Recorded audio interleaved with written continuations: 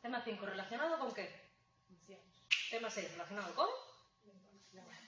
Vale. ¿Qué recordáis de las emociones? Venga. Que sí lo acabamos de dar, hombre. Venga, ¿qué os acordáis de las emociones? Son universales. Darwin, Ekman.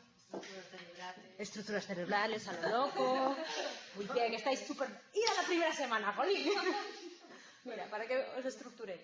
Vamos a ver una parte de lo que es el sentimiento emocional, o sea, de teorías que te quieren explicar cómo tú tienes una reacción emocional. Ahora hablaremos de las primeras teorías, después de unas teorías integradoras y demás. Acordaros que hay dos grandes teorías, que una te dice que tú no estás triste. Bueno, Jason Len, Cannon Barr, ahora lo vemos con calma, pero específicamente la primera, la de Jason Len, te dice que tú no estás triste y lloras, sino que, bueno, no lloras porque estás triste, sino que estás triste porque estás llorando, ¿vale? Y te dicen un poco cómo llegas a ser ese sentimiento emocional.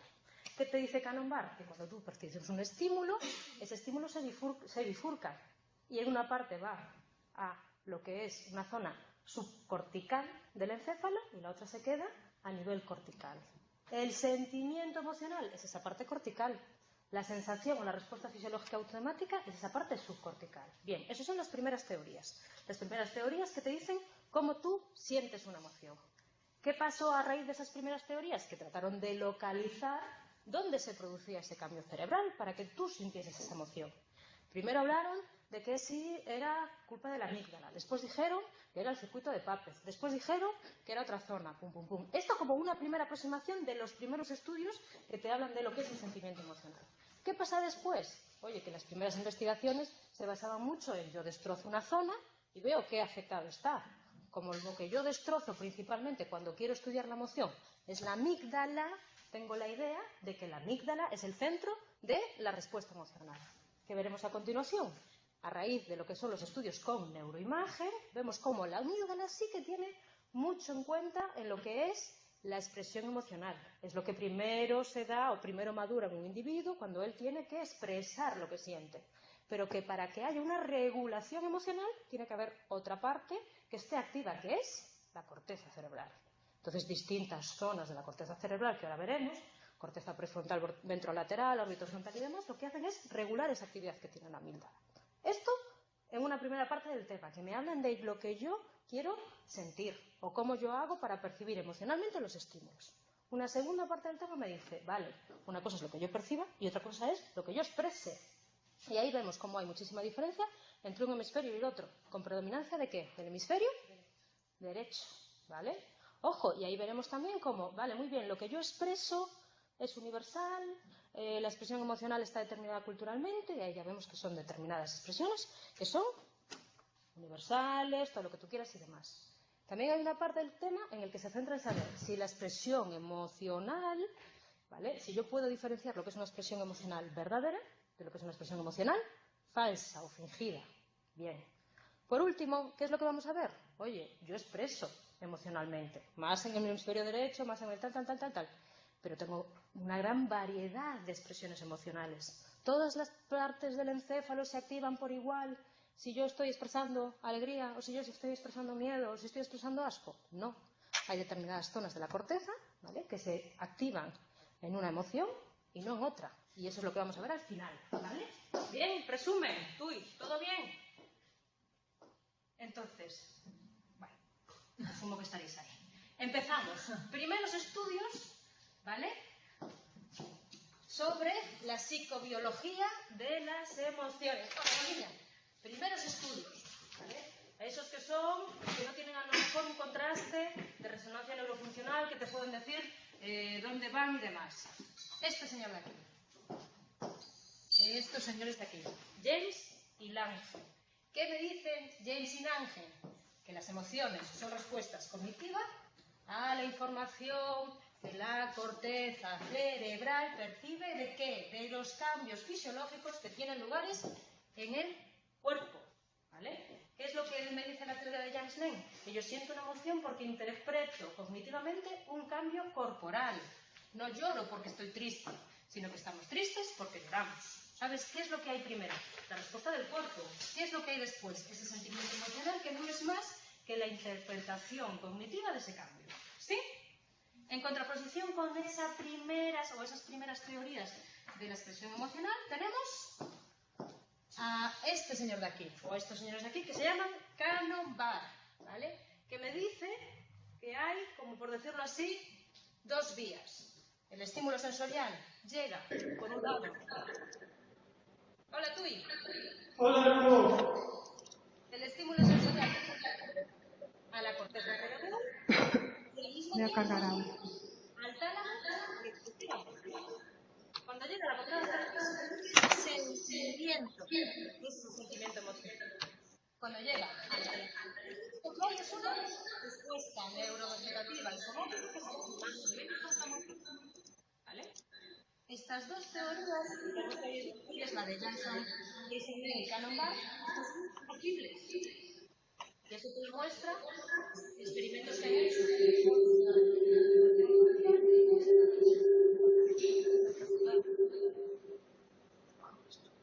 ¿Escucháis bien, Tui? Vale. Sí, ya te apago. Vale, perfecto. ¿Vale? Entonces, ¿qué te están diciendo los experimentos que hacen de, oye, ya verás como cuando sonrías tu sentimiento de felicidad aumenta en comparación con otro que no tiene esa retroalimentación facial? Pues te está diciendo que esas dos teorías, por decirlo así, oye, son más o menos compatibles. Vale, primeros estudios que le quieren dar aporte neuroanatómico a estas teorías. Pues el mismo Cannon-Barr me habla de qué? De estructuras talámicas o subcorticales y estructuras corticales. Me hablan del tálamo, me hablan de una estructura o de una parte que llega a la corteza y de otra que va al hipotálamo, ¿vale? Ya me están buscando dónde localizar ese sentimiento emocional y dónde localizar esa respuesta neurovegetativa. El sentimiento emocional lo localiza en la corteza y la respuesta automática neurovegetativa pues en el encéfalo, en el hipotálamo, ¿vale? Vamos evolucionando. Después del aporte de Cannon-Barr llega este señor de aquí, que ya no me habla de una única estructura, ya no me habla del tálamo ni del hipotálamo, sino que me habla de un conjunto de estructuras que le llama circuito de Papez, y que lo componen el hipocampo, el giro cingulado, el hipotálamo, el núcleo talámico anterior, interacciones entre estas estructuras. Y son esa interacción entre esas estructuras las que estaría detrás de lo que es el sentimiento emocional, ¿vale? Todo esto como primeras aportaciones, no estamos hablando aquí de resonancias funcionales ni nada. Primeras aportaciones para el estudio neuroanatómico de dónde se produce la emoción. Seguimos avanzando. Este señor de aquí, al ver que los monos no tenían respuestas de miedo cuando se lesionaba la amígdala, llega a la conclusión de que esa amígdala es una estructura importante a la hora de la expresión emocional. Continuamos. Otro señor que experimenta con monos, les destroza el lóbulo frontal, ¿vale? Lo que se llama la lobotomía prefrontal de Moniz, ¿vale? Pues llega acá a la conclusión de que ese lóbulo frontal o que esa lobotomía prefrontal, ¿vale? Tiene una parte importante en lo que es la respuesta emocional. ¿Por qué? Porque cuando la lesiono, observo que esos monos están más relajados, que no tienen respuestas, ¿vale? Emocionales. Por último, el cerebro triuno de este señor de aquí, el McLean, ¿vale? Y este ya no habla del circuito de Papez, sino que habla de un sistema límbico, cerebro de mamíferos, como mediadoras que se encuentran en la frontera entre el cerebro más primitivo y el más evolucionado. Sería ahí donde estaría lo que sería la respuesta emocional. ¿Bien? Esto como primera aportaciones. ¿De dónde voy a localizar yo la respuesta emocional que se da o las estructuras que se encargan de esa respuesta emocional? Bien. ¿Qué va a pasar ahora cuando yo me vaya al estudio de las estructuras que están detrás de las emociones desde un punto de vista de resonancias magnéticas, etcétera y demás? Que voy a localizar muchísimas más estructuras. Ya no me cierro tanto a el circuito de Papez o la amígdala o no sé cuánto, sino que me voy a ir a unas estructuras que son como muchísimo más amplias y que cogen, ¿vale?, más estructuras adyacentes. Y aquí es donde sí que van a poner en relevancia el papel que tiene la corteza cerebral en lo que es la regulación emocional, ¿vale? Corteza cerebral. El primero que me dice algo es Damasio, cuando estudia esta corteza de aquí, la corteza prefrontal ventromedial, ¿vale? Esta corteza prefrontal ventromedial me dice Damasio que tiene conexión con todo esto de aquí y que su rizañita es respuesta para estas zonas de aquí y estas zonas de aquí, ¿vale? Y según Damasio, esa corteza prefrontal ventromedial estaría detrás de lo que es la regulación emocional. ¿Sí?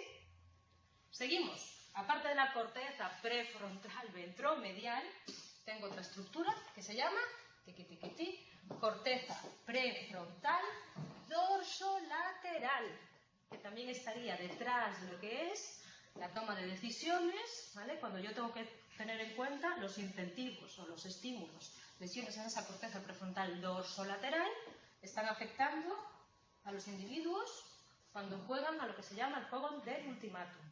No son capaces de regular esa frustración, ¿vale? Os lo dice muy bien en el libro, en los apuntes, cuando quieren describir lo del juego del ultimátum, ¿vale? Son individuos que tienen que decidir si aceptan o no una oferta, ¿vale? Sabiendo que puede ser más o menos injusta, si se les pone como condición que es la única que van a tener, que si la rechazan no van a tener otra.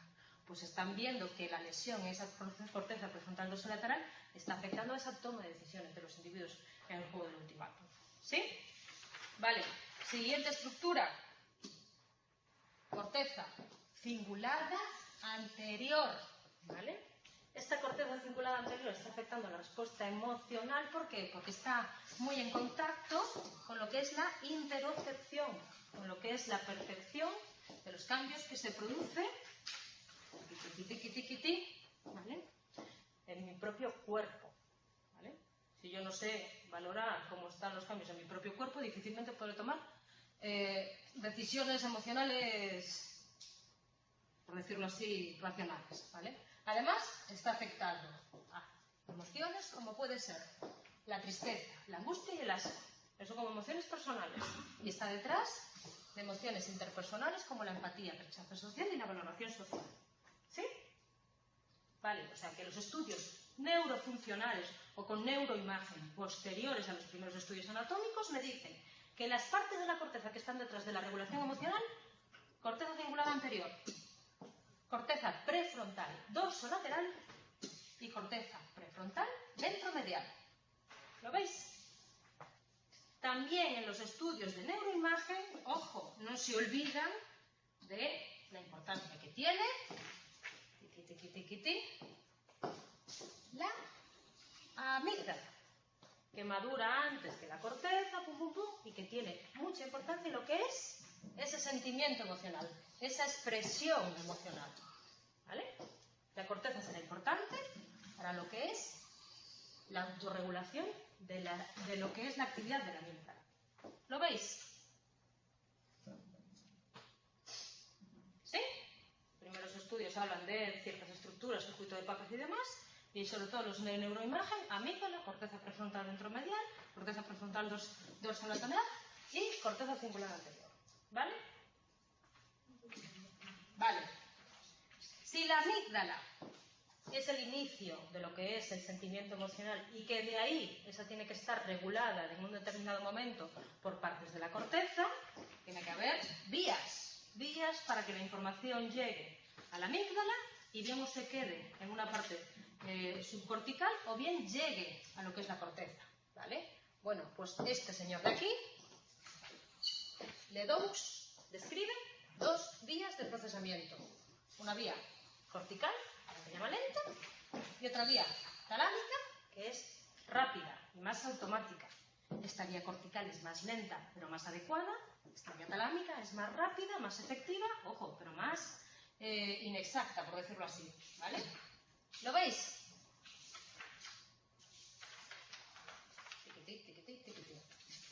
La amígdala envía información al hipotálamo que desencadena la respuesta de defensa o huida, preparando al organismo para una acción rápida y menos precisa. Esta es la vía subcortical. Y por otro lado, la vía cortical o la vía alta, es la que va de la amígdala a la corteza visual, que compara el estímulo con experiencias previas, contexto, aprendizaje, etc. y así traemos una respuesta adaptada a la situación. Respuesta más acertada, pero requiere más tiempo. ¿Sí? Bien, primera parte del tema. Esa que dice, oye, ¿qué estructuras están detrás de lo que es la expresión emocional en específica? Bien. Segunda parte del tema que yo os decía, lo que es la expresión emocional. ¿Vale? Oye, muy bien, está muy bien que yo sepa qué estructuras se activan cuando yo veo un estímulo emocional. Pero ¿qué pasa cuando yo lo que tengo que hacer es expresar una respuesta emocional? Primera pregunta. ¿Las respuestas o las expresiones emocionales falsas se diferencian de las verdaderas? ¿Sí? Bien. ¿Quién estudió eso? Bien, perfecto. Y lo estudió o lo pudo comprobar gracias a 2 trastornos neurológicos. El que me lo diga, vamos, le beso ya lo que les haga falta. Un trastorno que se llama parálisis facial y bien, Rosiña, te lo voy a dar igual el beso, por intentarlo, ¿vale? Uno que se llama parálisis facial intencional, ¿vale? Y otro que se llama parálisis facial de tipo emocional. ¿Qué pasa en la parálisis facial intencional? Yo tengo una lesión en la corteza motora, primaria, que es la que controla los músculos desde un punto de vista racional o intencional. ¿Qué le pasa a esa persona? Que no puede mover los músculos cuando él no quiere hacer, pero cuando realmente está expresando una emoción verdadera, sí que es capaz de moverlos. ¿Qué pasa en el trastorno neurológico que se llama parálisis facial emocional? Que hay una lesión de los sistemas responsables de los movimientos, la ínsula de la corteza prefrontal, el lóbulo frontal y las partes del tálamo. Y el efecto es la inversa del anterior. La persona puede mover los músculos de manera voluntaria, ¿vale? Pero no expresan emociones con el lado que tienen afectado. Bien, pues estos 2 trastornos neurológicos confirman que yo soy capaz de diferenciar cuando expreso una emoción auténtica de cuando expreso una emoción que es fingida. Y también, en concreto, este señor de aquí me habla de un músculo específico que solo se mueve cuando yo hago una expresión emocional verdadera, que es el orbito, no sé qué, no sé cuánto. ¿Vale? ¿Lo recordáis? Vale. Primera parte de lo que es la expresión emocional. Emoción verdadera o emoción fingida. ¿Vale? Controladas las emociones, ¿por qué? Principalmente por el hemisferio derecho. Y ahí te dicen que el hemisferio derecho es el más emocional en función, ojo, de la valencia del estímulo, o en función, izquierda emociones positivas y derecha emociones negativas, ¿vale? Pero lo que sí que está claro es que hay una predominancia de ese hemisferio derecho, que es más emocional, con respecto al hemisferio izquierdo, que es más racional. Y eso es lo que estamos viendo en función del tema 5 y en función del tema 6. El tema 5, hay predominancia del hemisferio, ¿qué? Derecho. En el tema 6 del lenguaje habrá más predominancia de izquierdo. Bien. Por último, emociones universales, específicas, pues está claro que los estudios me dicen que hay expresiones faciales que son de tipo universal. Y me lo dice este señor de aquí, Ekman, cuando habla de 6 expresiones faciales, y me lo dice Darwin cuando estudia las expresiones faciales en el mono y el individuo y todas estas historias y demás. ¿Bien? Última parte del tema, súper abreviado para pasar al tema 6. ¿Qué partes de la corteza, qué partes, qué estructuras, ¿vale?, se activan cuando yo lo que quiero es expresar miedo, empatía, asco, amor, miedo, enfado, empatía o alegría? ¿Vale? Si yo expreso miedo, ya hemos visto que la amígdala estaba detrás, y ya hemos visto que también está detrás la ínsula, la corteza reticular anterior dorsal y la corteza prefrontal dorsolateral. ¿Qué pasa si yo lo que siento es enfado? Que se me activa la corteza orbitofrontal, la amígdala, el hipocampo y la corteza prefrontal supramedial. ¿Qué pasa si lo que yo siento es asco? Que tengo también una respuesta al tipo de papilas gustativas. Se me activan los núcleos basales y la ínsula. ¿Qué pasa si lo que yo siento, lo que yo quiero expresar es amor? Núcleo caudal, pin, todas estas cosas de aquí. Además de ciertos neurotransmisores. ¿Qué pasa si lo que yo expreso es empatía, que es una emoción interpersonal? Neuronas especulares. ¿De qué zona? De la ínsula. Las neuronas especulares es la que me permite a mí ponerme en el lugar del otro. ¿Vale? ¿Qué pasa si yo expreso alegría? Sí. ¿Qué pasa si es lo mismo que para el aprendizaje vicario y todas estas historias, ¿vale? Que también hay neurotransmisores, tiqui tiqui ti. ¿Lo veis? ¿Sí? Por último, propuestas integradoras actuales de lo que es la expresión emocional. Y estas sí que son un coñazo, porque son jerárquicas, distintas emociones están afectadas o están reguladas por distintas estructuras del encéfalo, todas estas sí que dicen más. ¿Vale? Dos teorías de propuestas teóricas actuales. La teoría neurofuncional integradora de las emociones humanas y el modelo integrador multijerárquico de los procesos corporales de la emoción. ¿Vale? La primera teoría neurofuncional integradora de las emociones humanas, de estos tipos de aquí. ¿Vale? ¿Qué me dicen? Que hay 4 tipos básicos de emociones localizados en 4 estructuras anatómicas diferentes: tronco, diencéfalo, hipocampo y corteza orbitofrontal. Y ahora, para que os quede así un poco un truquillo para que las podáis memorizar, recordar que a medida que yo voy subiendo, ¿vale?, del tronco paso al diencéfalo, del diencéfalo paso al hipocampo y del hipocampo a la corteza cerebral, la cosa se va complicando.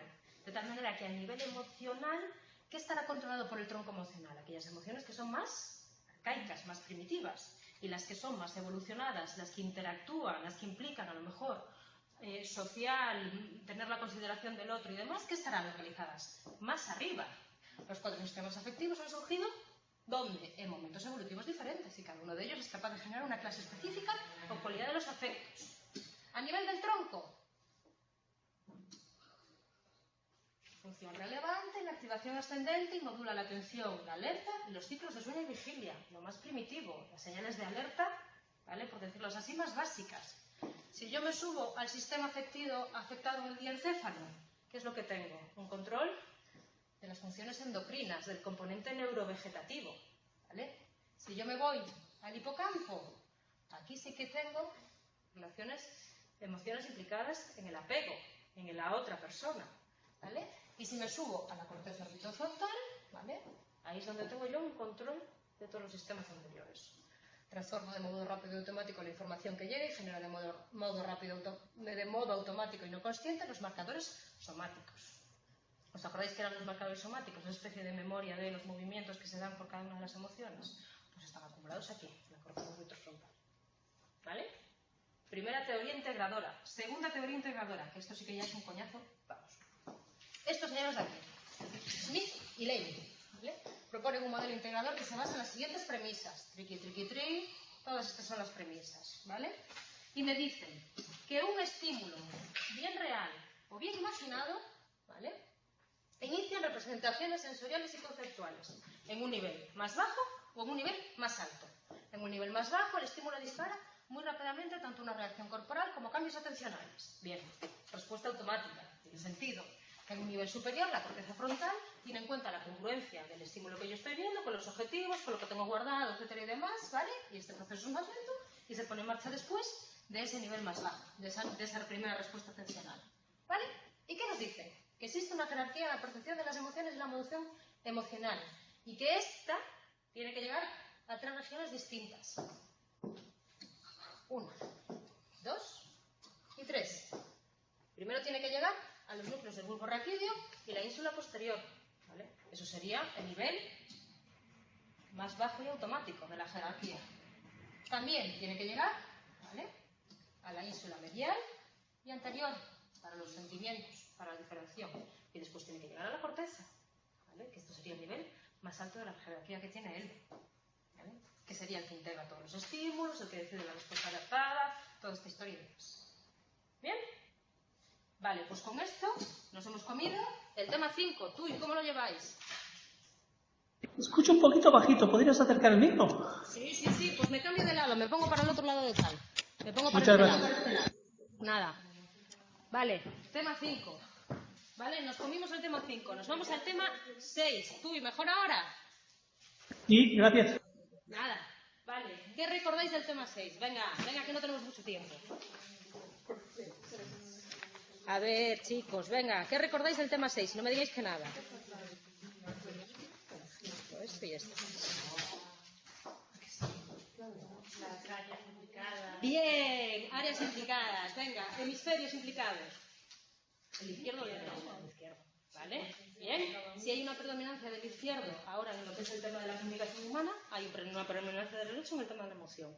Y esa predominancia del izquierdo, en el tema de la comunicación humana, está como en consonancia con una serie de cambios morfológicos que yo tengo de un hemisferio con respecto a otro. Hay una serie de estructuras o una serie de áreas que están más grandes en el hemisferio izquierdo que en el derecho. Ahora ya veremos cuáles son, ¿vale? Pues con este tema, igual que con el anterior, hay unos primeros estudios que me hablan de que si la localización del centro de producción del lenguaje está en un sitio, si está en otro, si está comunicado uno con otro. Son los primeros estudios que hablan de la afasia, ¿vale? La incapacidad para hablar sin tener ningún tipo de déficit neurológico, que me localiza una estructura y otra. Y hay una serie de teorías que no os la incluyo porque la tenéis muy bien explicadas en el libro, que me dicen que el control del lenguaje no se produce en una zona en concreta, sino que en una serie de redes que hablan. ¿Vale? Bien, esto en la primera parte del tema, cuando hablaremos del lenguaje oral, ¿vale?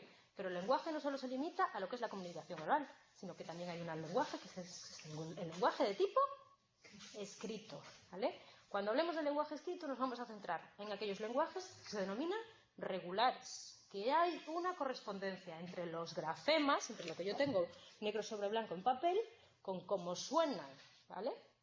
Vale, en ese lenguaje escrito, yo puedo utilizar dos vías, que las tengo ahí muy claramente, muy pequeñitas explicadas.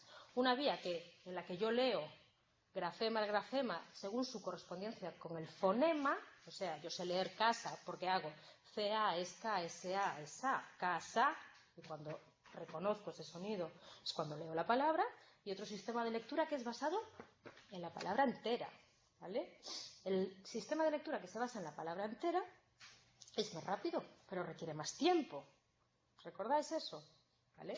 Es lo que se llama la vía léxica, la vía subléxica, todo esto lo veremos. Por último, veremos aquellos pacientes que tienen dislexia, que tienen incapacidad, ¿vale? O dificultades para leer, ¿vale? Pero empezamos, para que no os aturdáis. Vamos a hablar de la comunicación humana, y en concreto vamos a hablar de cuándo surge esa comunicación o cuándo surge esa capacidad de lenguaje en la especie humana, y vamos a hablar de dos tipos de lenguaje: el lenguaje que es hablado y el lenguaje que es escrito. Vamos a centrarnos en el lenguaje hablado, ¿vale? ¿Cuándo empezó a ser posible el lenguaje humano en nosotros, en los seres humanos como especies? Pues habíamos establecido que era en el Homo heidelbergensis. ¿Por qué? Porque además de tener la capacidad cerebral, ojo, que ya tenían el Homo erectus y el Homo habilis, porque se empiezan a extender los hemisferios cerebrales y demás, tiene una modificación morfológica que se transforma en aparato fonador y que le permite emitir esos sonidos. El Homo sapiens, nosotros ya como especie, ya tenemos un lenguaje muy establecido que puede referirse a situaciones reales, figuradas, podemos hablar de temas del futuro, recordar temas del pasado y demás. Bien. ¿Cuándo empieza el lenguaje? Aquí. Segunda pregunta que voy a contestar. ¿Existe un gen que controle el lenguaje? Chicos, hay muchos genes. El gen OCOXP2, el gen CNTNAP2 y el gen, ¿dónde está por aquí? APT2G2, ¿vale? Que si están afectados pueden presentar problemas en algunos de los aspectos del lenguaje hablado. Bien, pero no controlan el lenguaje hablado en su totalidad. Estos genes se llaman genes de expresión temprana y tienen las siguientes características. Se expresan tempranamente. Se expresan en las mismas zonas del cerebro, para que podamos ver esto de aquí, y están involucradas en tareas cruciales para el correcto desarrollo del sistema nervioso. Bien, lo cual no quiere decir, ojo, que toda la conducta de hablar o de leer, ¿vale?, esté afectada por un único gen. Es una conducta muy compleja, hay muchos. Pero en estos tipos de genes aquí, si están afectados, sí que hay afectación del lenguaje. Bien, segunda pregunta que vamos a contestar. ¿Dónde está localizado ese lenguaje? Venga, lo sabéis. ¿En el hemisferio qué? Izquierdo, ¿vale? Hay una predominancia del izquierdo con respecto al derecho. Esa predominancia del izquierdo hace que yo tenga una serie de asimetrías que se llaman morfológicas que están relacionadas con el lenguaje. Hay cambios estructurales en mi encéfalo que hacen que esa función, como es la del lenguaje, esté en el hemisferio izquierdo. Primera asimetría morfológica, lo que se llama la petalia, ¿vale? ¿Y qué quiere decir? Que yo tengo un hemisferio desplazado sobre el otro. En concreto, el lóbulo frontal del hemisferio derecho, triquití, sobresale con respecto al izquierdo. Este lóbulo frontal del mío derecho está como hacia adelante. Y en contraposición, el lóbulo occipital del izquierdo sobresale hacia atrás con respecto al derecho. Se llama petalia. Esta petalia no está presente en el nacimiento ni antes del primer año de vida. Segunda simetría morfológica. La fisura lateral y fisura de sitio es más larga y más horizontal en el hemisferio izquierdo. Tercera asimetría morfológica, lo que se llama el plano temporale. ¿Vale? El giro temporal superior es mayor en el hemisferio izquierdo que en el derecho. Es que yo Dígame. tengo dudas sobre este dibujo absurda. En el dibujo que tienes de los lóbulos, claro, te ponen que el lóbulo frontal del hemisferio derecho. Claro, si cómo está la figura. Claro, no, es que esto no lo veis muy bien. O sea, si yo, esto está como si yo ahora cojo mi encéfalo y hago así. Vale. Entonces tengo este lóbulo frontal derecho sobresale sobre el izquierdo Vale. y este lóbulo occipital izquierdo sobresale sobre el derecho. No sabía si tenía que No, es como si tú me ves de frente y yo hago así con el encéfalo. ¿Vale? ¿Y a qué le llamamos patrón de torsión de Yakolev? ¿A la fetalia misma? Mira, no, eso no sé nada. Sí que sale en el libro. Ay, pues ni idea, ya ni me acuerdo de él. Sí. Patrón de torsión de Yakolev. Ni idea. Ya, mira tú, ya lo olvidé. O sea que... Pues si esto lo veo con calma que ya ni me acuerdo de él. No, yo creo que es lo mismo, pero que eso tiene dos modos de llamarle. Porque dice que la petalia sigue el patrón de torsión de Yakolev. Ah. Ya, son muchas cosas. Vale, sigo, pues si no me voy. Asimetrías morfológicas. Área de Broca. ¿Dónde está el área de Broca más grande? Izquierdo. Fascículo arqueado. Fascículo arqueado es sustancia blanca que comunica el área de Broca con el área de Wernicke. ¿Vale? Lateral en el hemisferio izquierdo, el 60% de la población. Por último, las personas que tienen todos los órganos del cuerpo invertidos, presentan invertidas también las petalias. ¿Vale? Esto como asimetrías morfológicas, como diferencias de un hemisferio cerebral con respecto a otro, con predominancia del izquierdo sobre el derecho. Bien, estas asimetrías morfológicas, ¿vale?, se corresponden también con una serie de asimetrías funcionales. Hay preferencia de qué? Del hemisferio, o sea, de lo que son las manos. Hay preferencia de diestros sobre zurdos, ¿vale? Hay mayor control de ese hemisferio izquierdo sobre las estructuras de la mano derecha para escribir que sobre el izquierdo. ¿Bien? Esa preferencia del izquierdo sobre el derecho quiere decir que el derecho hace algo o no hace nada. Hace algo. ¿Qué hace? ¿Reconoce? Bien, con respecto al lenguaje, ¿qué hace? La prosodia. Muy bien, o sea, el derecho no es un mero espectador pasivo, está detrás de lo que son las funciones no lingüísticas, por decirlo así, ¿vale? Es el que me hace que yo diferencie el sarcasmo, que presente la capacidad de prosodia, que yo cuando llegue a un punto pare, que cambie la entonación, ¿vale? Eso es lo que hace el hemisferio derecho, la prosodia, la pragmática y los aspectos paralingüísticos del lenguaje. ¿Bien? Bien, Tui. Sí, bien. Perfecto, pues empezamos con las estructuras que estarían detrás de todo este control cerebral izquierdo de lo que es el lenguaje, ¿vale? Vamos a centrarnos principalmente en los datos que provienen de aquellos pacientes que sufren una fase, una dificultad en leer que no está justificada ni por un déficit neurológico, no, que está fundamentada por una destrucción de un área, ¿vale?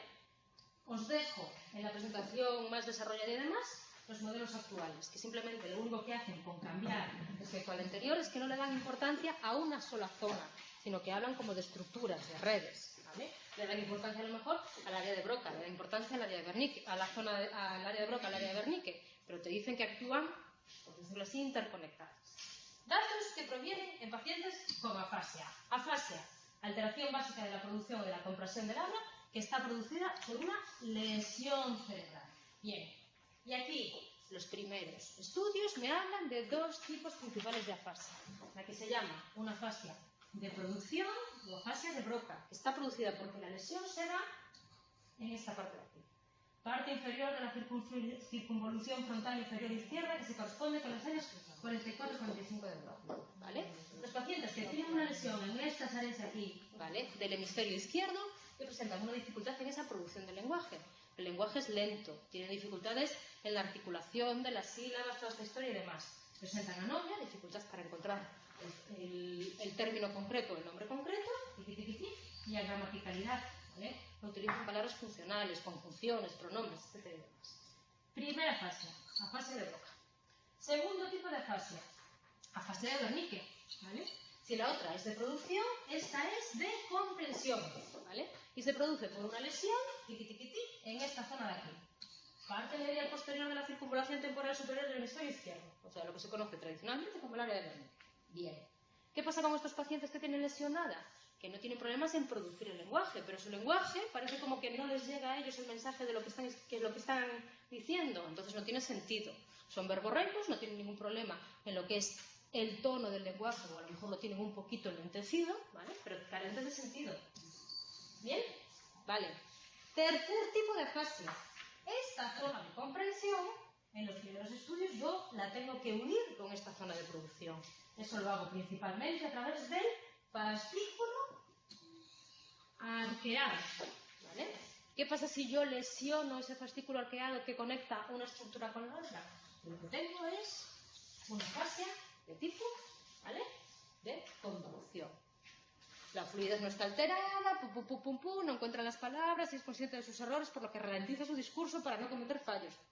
La comprensión está conservada y lo definitorio es la dificultad para repetir las palabras que han oído, pero conserva, ¿vale? La comprensión de lo que leen. Estas dos últimas afasias, la afasia transcortical sensitiva y la afasia transcortical motora, se basan en que hay un centro, ¿vale? Donde yo acumulo los conceptos que utilizo para expresar. Un centro conceptual o de pensamiento, ¿vale? Que no se corresponde con una estructura fija, sino que es como una especie de área difusa, ¿vale? Si lo que yo lesiono son la sustancia blanca que conecta... Vale. Si lo que yo lesiono es la sustancia blanca, ¿dónde está? Que conecta en esta región, se enfatiza...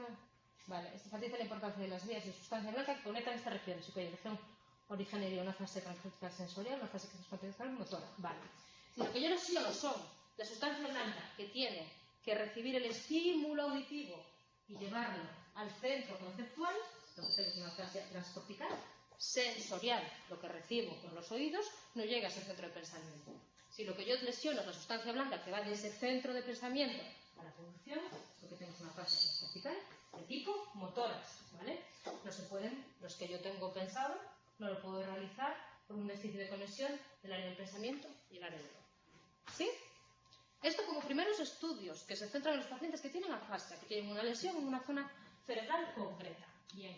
Las siguientes teorías, que yo no os la pongo aquí, que las tenéis bien desarrolladas, se basan en que ya no es, ¿vale?, una estructura en concreta, sino que habla de muchas estructuras y de las conexiones que mantienen las estructuras entre sí, ¿vale? Dicen que la conexión entre las distintas estructuras que se encargan del lenguaje no se limitan solo al fascículo arqueado, ¿vale? Que tienen más sustancia blanca que conectan la una con la otra. No me distinguen ya tan clarísimamente en una área solo ocupada de la comprensión y en una área solo ocupada de la producción, ¿vale? Me hablan más bien de una red más o menos extensa. ¿Sí? Bien.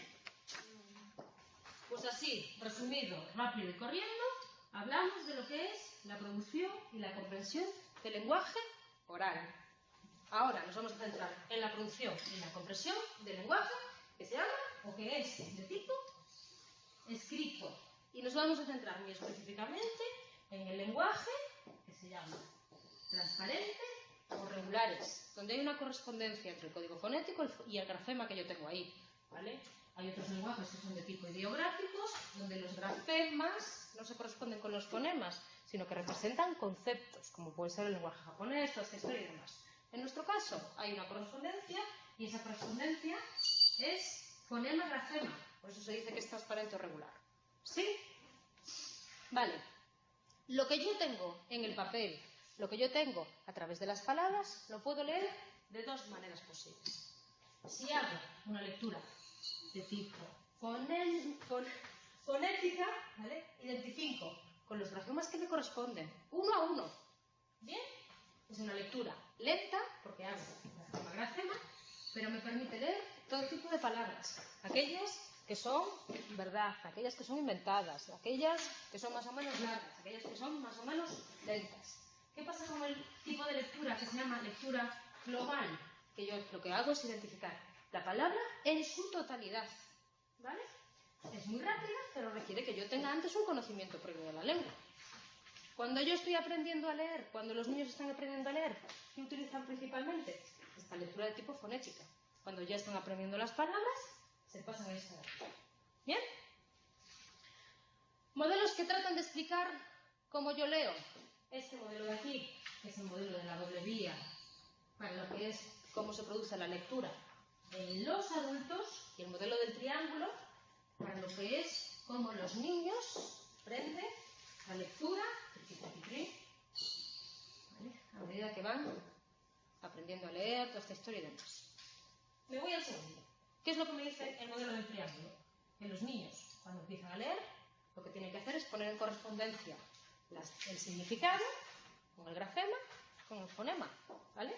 Y esas tres grandes estructuras, o esos tres grandes conceptos, representaciones ortográficas, fonemas y semánticas, mantienen relaciones, ¿vale?, bidireccionales. ¿Sí? Vale. Modelo que trata de explicar cómo se produce el proceso de lectura en adultos. Este modelo de aquí, el modelo de la doble vía, de Kolbherr y Coles. Y me dice que yo puedo utilizar para leer o bien la vía subléxica o bien la vía léxica. La vía subléxica es la que es responsable de la lectura fonética y se corresponde con una parte o unas estructuras más dorsales. La vía léxica se encarga de lo que era la lectura global de la totalidad de la palabra, ¿vale? Y utiliza una ruta, ¿vale?, más ventral.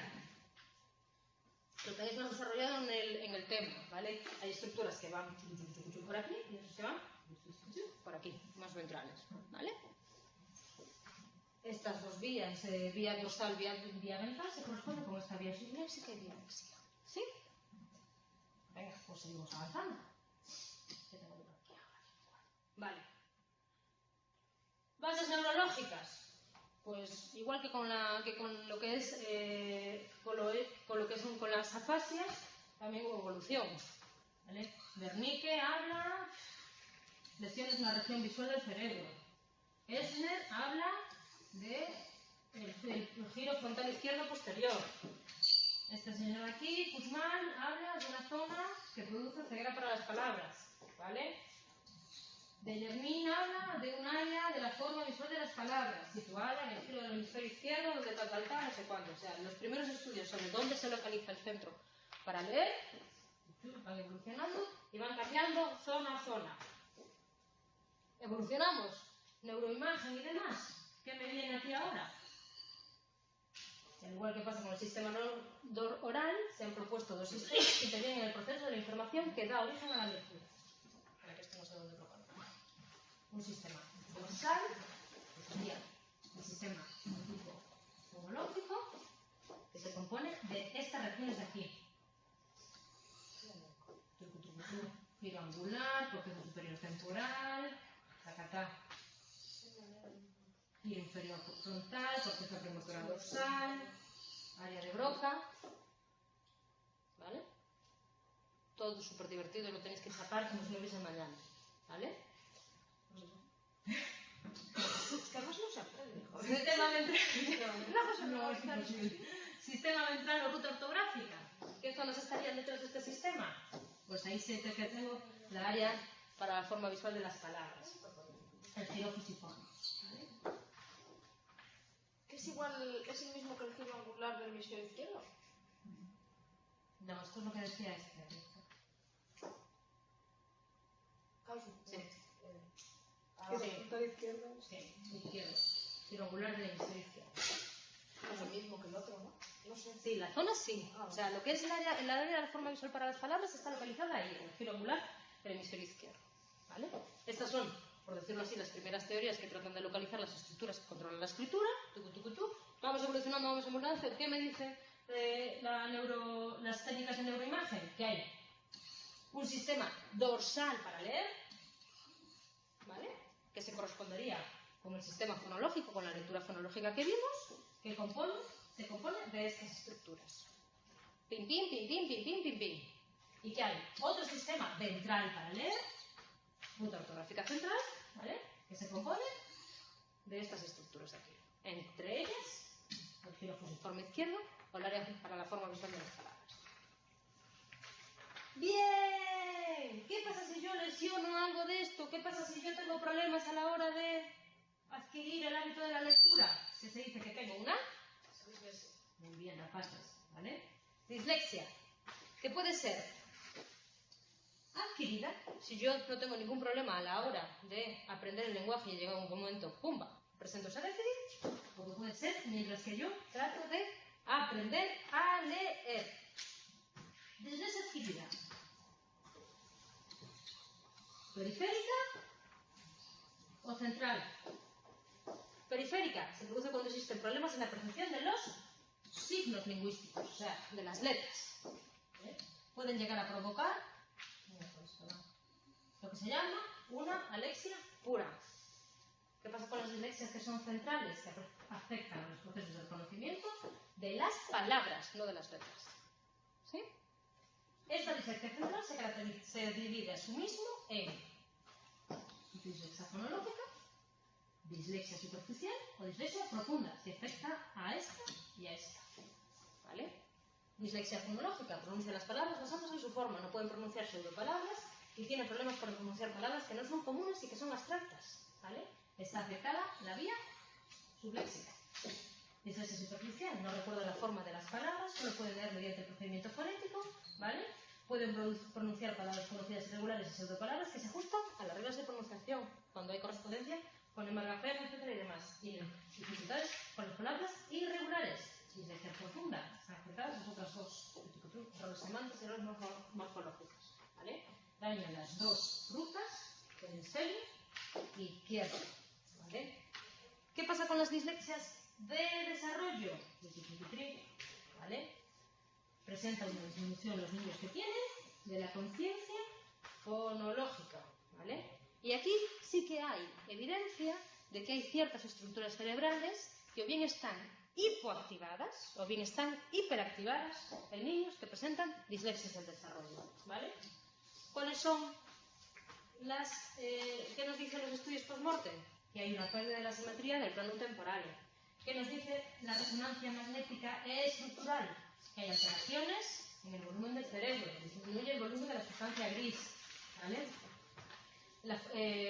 Descenso a la girificación de la sustancia blanca, incremento del tamaño del cuerpo cañoso, simetrías en el cerebro y confirmación de la simetría del plano temporal, ¿vale? Estas diferencias de los estudios post-mortem y de las resonancias magnéticas estructurales se observan en todos los lenguajes. Ojo, pero también hay diferencias cuando yo hablo de las resonancias magnéticas funcionales, ¿vale? Cuando hablo de la activación, cuando se tiene que producir el lenguaje. Diferencias en la región dorsal posterior izquierdo, diferencias en la región occipital izquierda y diferencias en el giro inferior frontal. ¿Sí? Tuy, pues con esto terminamos. ¿Cómo lo lleváis? Hay que estudiar mucho. Hay que estudiar mucho. Bueno, nadie dijo que fuese fácil, ¿vale? Chicos, con esto revisamos tema 5 y tema 6, ¿vale? Lo dicho, os quedáis con el tema, lo estudiáis. ¿Que tenéis alguna duda? Sabéis que yo el viernes estoy aquí de 5 a 7